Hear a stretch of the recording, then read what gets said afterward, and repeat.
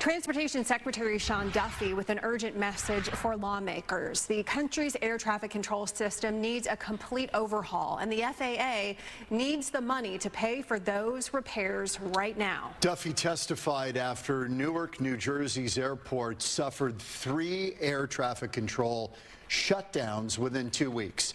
Fox's Kaylee Schuyler joins us live from Newark. And Kaylee, some of those problems could be easier to solve than others.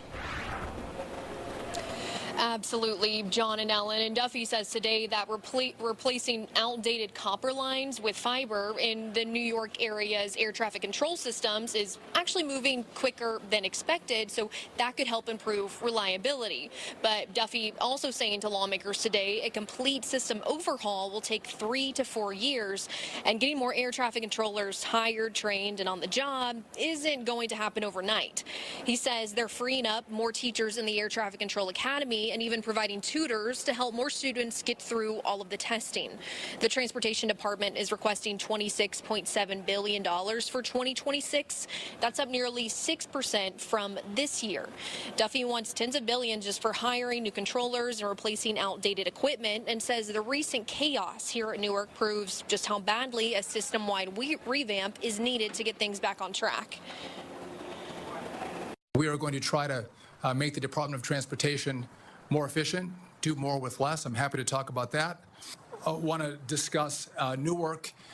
We are working through the telecom infrastructure upgrade to take care of the delays. As we speak right now, the FAA has brought in together all of the airlines who serve Newark to have a conversation about how there can be a delayed reduction. So if you book your flight, that flight's going to fly.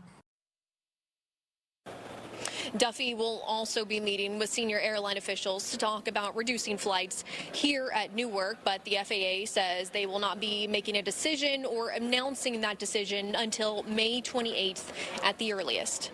John, Ellen. Kaylee, we had a story last night that kind of knocked Ellen and I both over. There are apparently 10% of the controllers in Newark after these incidents where the screens went black for up to 45 seconds. 10% took trauma leave, and they could be out for 45 days. That's what they're allowed apparently under their union contract. That is really causing even more shortage in the towers. Absolutely, John, and I've actually reached out to the airport for comment on some of these reports. There, was a report the other night that there was only one person in one of the towers, which is just absolutely not enough, and I haven't received any responses just yet, but we do know that right now they're saying they're trying to cut some of these flights to help navigate some of those shortages. So right now they were saying around 24 to 28 flights per hour landing. But again, it seems like they're not going to make a decision until later this month. So for the time being, flights are going to keep getting delayed and canceled. I mean, the numbers today are just shocking, John.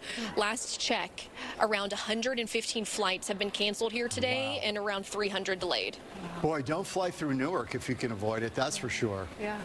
Okay, Kaylee Schuyler tonight. I am tomorrow morning, so keep your fingers crossed for me. There you go. Good luck. Kaylee Schuyler tonight.